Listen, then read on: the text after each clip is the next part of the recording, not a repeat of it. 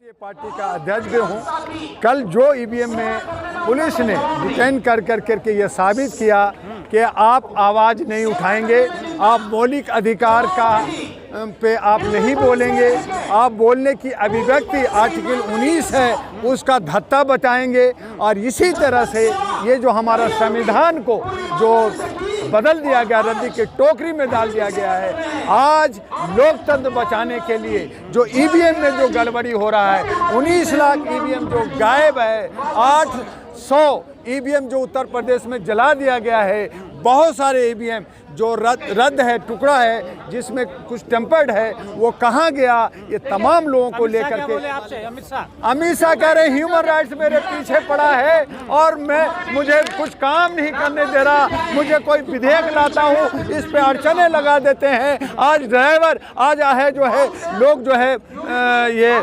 दुर्घटना होती है तो हमने उसमें किया तो क्या किया, तो मैंने कहा पहले ये जो है एक्ट था, 2 साल की सजा थी, कुछ 1000 2000 10,000 उसमें जुर्माना भी था, लेकिन एक गरीब आदमी जो किसान का बेटा, जो मजदूर का बेटा, जो ड्राइवर बनता है, विरोध कर रहे हो, डर नहीं लगता आपको भी जेल में डाल दिया जाएगा? विरोध तो मैं आज से नहीं 37 साल से कर रहा हूँ। मुझे पता है कि अमित शाह मुझे अरेस्ट नहीं करा सकता। वो 2006 तक मेरा दोस्त था, उसको जेल से हम लोगों ने 8 वकीलों ने निकाला था, लेकिन आज वो ह्यूमन राइट्स उसको दुश्मन नजर आता है। तो यही ह्यूमन राइट्स जो अवेयरनेस भारत के अंदर दिया है, ये लोकतंत्र बचाने के लिए, ये जागरूकता का देने के लिए, जो ईवीएम की जो आज आवाज उठ रही है, ये जागरूकता का ही देन है। तो हमें डर किस बात का? हाँ, मुझे वो अपहरण करा सकते हैं, मर्डर करा सकते हैं, लेकिन उनको हिम्मत नहीं है कि मुझे अरेस्ट कराए ना अरेस्ट। मैं तो बैठा। ईवीएम बंद हो जाएगी क्या? ईवीएम बंद हो या ना हो, हमारे जो अधिकार है उस अधिकार को देना होगा, और जरूरत पड़ा तो हम मांगेंगे नहीं, हम छीनेंगे। और जो हम जहां भी ईवीएम की चुनाव होगी, अगर उसी दिन काउंटिंग नहीं हुआ तो हम उसका विरोध करेंगे। कहती है जब चुनाव आते हैं, जब धरने शुरू हो जाते हैं, तो बीजेपी जब आती है, जब चुनाव आता है तो मॉब लिंचिंग होता है, दंगा होता है, पूंछ में हमारे सैनिक मारे जाते हैं, पुलवामा कांड होता है, बाकी जगह मणिपुर में आग लगता है। तो वो बताए ना कि उनके राज्य में ऐसा हो रहा है। उनके राज्य में आज अयोध्या में कुछ चंद लोग जो है मुसलमान का नाम लेकर करके दंगा फहराना चाहते हैं। तो अभी बनारस यूनिवर्सिटी में पकड़ा गया ना, पता चला ना कि वो मुसलमान है या हिंदू है, तो ये कौन करा रहा है? विपक्ष तो विपक्ष है कहाँ? विपक्ष, हाँ बिल्कुल जर्नलिस्ट महोदय, आपका सवाल बहुत ही सटीक है कि आज विपक्ष जो है टुकड़े टुकड़े गैंग हो गया है, असंगठित हो गया है, और जिसका मजा ये जो है मोदी जी ले रहे हैं। लेकिन जिस दिन ये संगठित हो गया तो क्या होगा?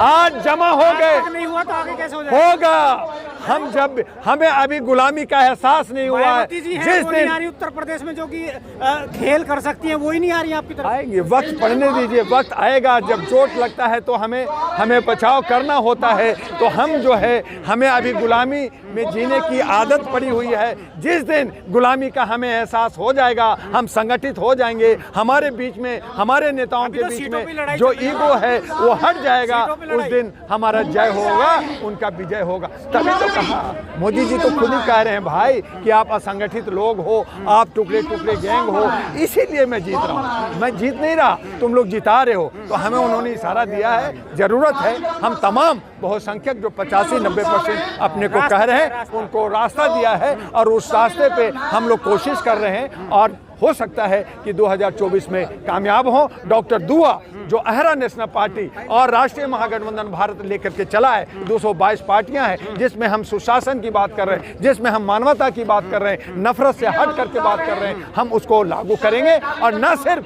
ये जुमलाबाजी होगा, बल्कि एफिडेविट और शपथ भरेंगे। बीजेपी कह रही है कि डॉक्टर दुआ जैसे बहुत हैं, हमसे कुछ फर्क नहीं पड़ता है। हाँ, उनके ऐसा है कि जब इंदिरा गांधी थी 1900, मैं बच्चा था, स्टूडेंट था, उस वक्त कॉलेज में था, तो उस वक्त जो इंदिरा गांधी कहती थी कि ऐसे बहुत सारे लोग होते हैं, इमरजेंसी लगाया था। और आज जो है तथाकथित इमरजेंसी लगा हुआ है, तब एक बिहारी ने आके, जयप्रकाश ने हुंकार भरा, इंदिरा गांधी जेल गई, कांग्रेस को बर्बाद कर दिया। आज यह भी अहम में पड़े हैं। एक बिहारी डॉक्टर दुआ आ गया है, इनको अहम को तोड़ करके बाहर फेंकने के लिए मीडिया भी आने आपके दीजिए। साथ नहीं है, जो स्ट्रीम मीडिया है, बिल्कुल बिल्कुल सही कहा। तो 3M money mafia media, money का जोड़ और माफिया जो ये सारे लीडर। मीडिया के लिए क्या कहना चाहोगे? मीडिया जो पेड मीडिया है, जो अंधभक्त मीडिया है, जो गोदी मीडिया है, वो कब तक सरकार बनाती है और बिगाड़ती है जनता।